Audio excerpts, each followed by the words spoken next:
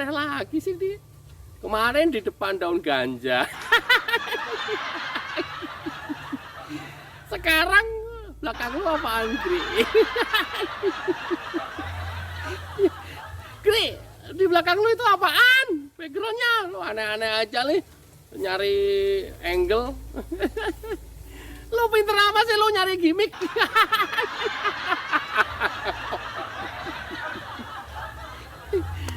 Ya, ini sebenarnya masih relate dengan yang kemarin. Di belakang saya adalah pohon ganja. Apa? Karena ketika kita mengisap ganja, orang menjadi fly, kemudian cenderung gila dan edan. Itu message yang saya mau kirim kemarin itu. Sehingga orang-orang yang benci Jokowi dan selalu nyinyir, udah seperti orang yang menghisap ganja. Terus apa hubungannya dengan yang sekarang, Gri? Ya, ini justru lebih parah lagi. Apa itu?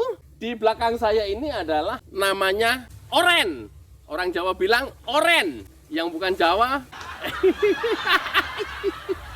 Nyari sendiri apa oren? Ya, namanya oren. Sekelompok rumpun bambu di mana dia tumbuh. Dan ini banyak sekali di desa-desa, di kampung-kampung. Ya, konon katanya, ya. Ini adalah rumah jin, hantu, setan, iblis. Ya, menghuni semua di oren tersebut. Ya, itu nggak tahu itu fakta, mitos atau apa. Tapi bahwa dari orang-orang tua terdahulu bahwa oren atau tempat bambu itu adalah rumah iblis, rumah setan. Dan di kampung desa itu banyak sekali. Artinya kalau banyak rumah, banyak iblis dan setannya dong. Iya, iya. Itulah kenapa kemudian ini saya coba sajikan di depan teman-teman semuanya. Harusnya yang banyak orang kerasukan jin, yang banyak orang kerasukan iblis, yang orang berpikiran setan, itu harusnya orang-orang yang kampung, yang rumahnya banyak pohon bambu. Harusnya. Tapi fakta sekarang ini adalah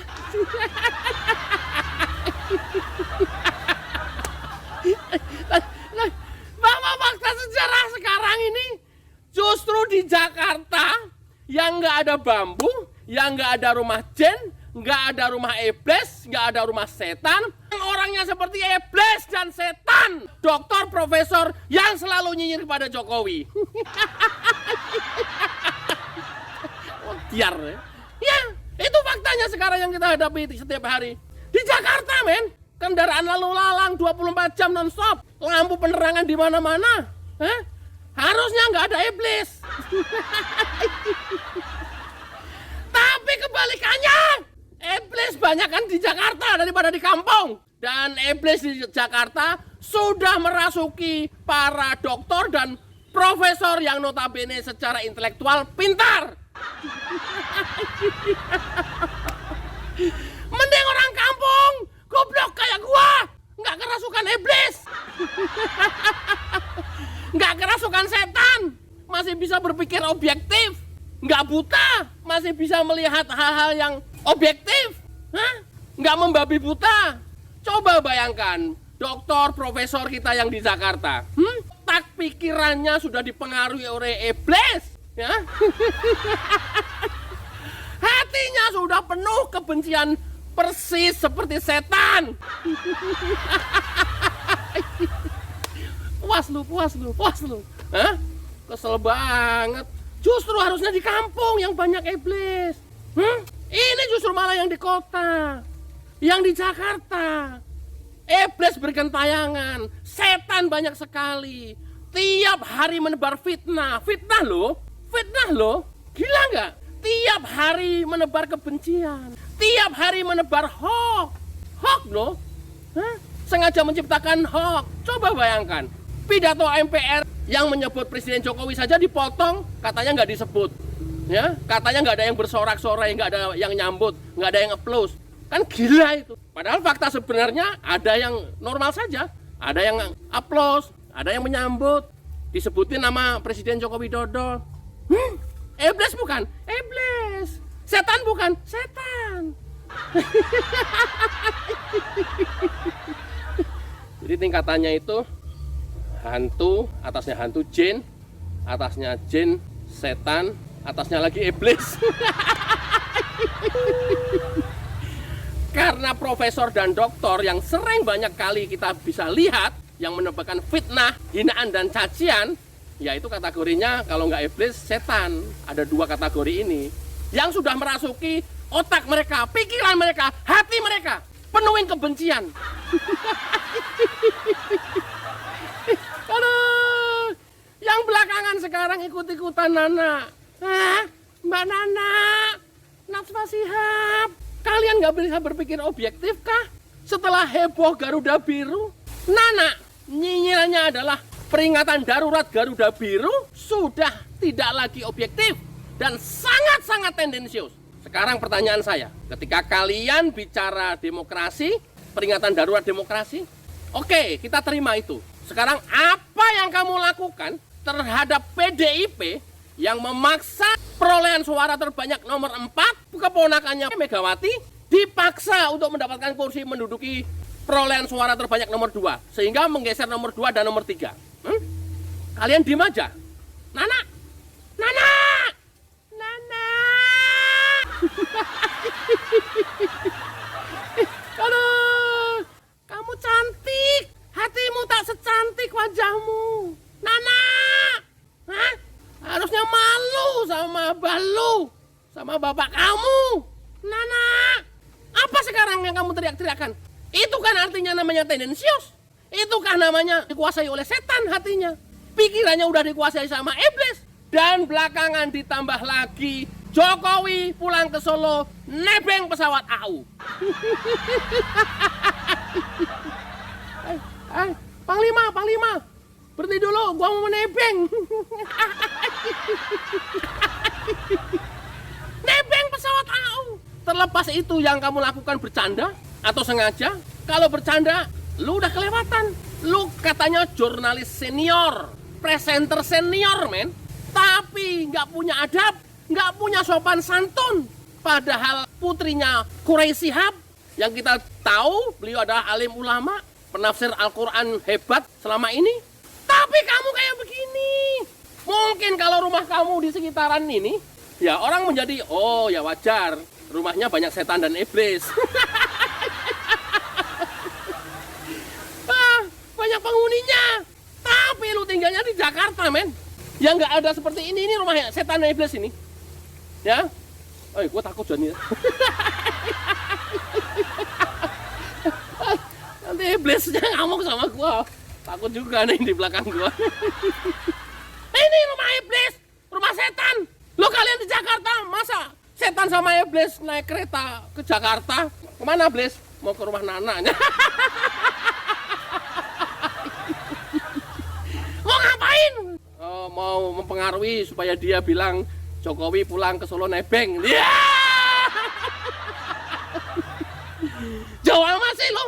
Oh, enggak, gua mah ke Jakarta cukup. Celing. Celing sampai Jakarta. Kenapa kalian pada dikuasai iblis dan setan? Kebencian yang teramat dalam. Apa yang menyebabkan kalian sebegitunya benci kepada Jokowi? Kalau kamu, Nana, bilangnya bercanda, itu sungguh sangat kelewatan. Kamu jurnalis senior, men. Presenter senior, men. Sedemikian nggak beradabnya kamu, Nana, sehingga tega menyampaikan itu adalah nebeng. Kalaupun itu hanya bercanda, apalagi serius dan sengaja diucapkan. Itu penghormatan tertinggi yang diberikan presiden penggantinya supaya diantarkan pulang dan dikawal oleh 8 pesawat tempur. Nana, masa jurnalis senior kayak begini kelasnya? Memahami fakta yang ada di depan kita, masa dipengaruhi iblis sama setan?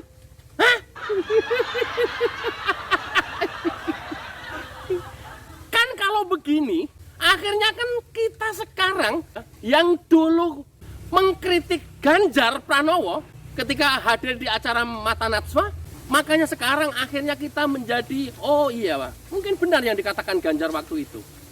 Mbak Nana, seorang lulusan S1 Hukum UI, S2 Hukum Melbourne, tapi kenapa Mbak Nana kok hanya mau jadi jurnalis? Kok hanya mau jadi presenter? Harusnya Mbak Nana bisa lebih tinggi dari ini. Ganjar pernah berkata bahwa sayang Mbak Nana, tapi ternyata pernyataan itu menjadi benar karena sekarang ternyata Nana nggak punya adab, nggak punya adab. Seandainya punya adab mungkin sudah lebih tinggi lagi. Akhirnya kita sekarang berkesimpulan seperti itu. Sehingga ya sekarang seperti ini. Kan berapa peristiwa ini kan pada saat sebelum Pilpres, Ganjar bilang, loh Mbak Nana S1 UI, lulusan terbaik, S2 Melbourne. Kenapa Mbak Nana hanya jadi jurnalis? Ya mungkin ini nggak punya adab. Jurnalis yang nggak punya adab.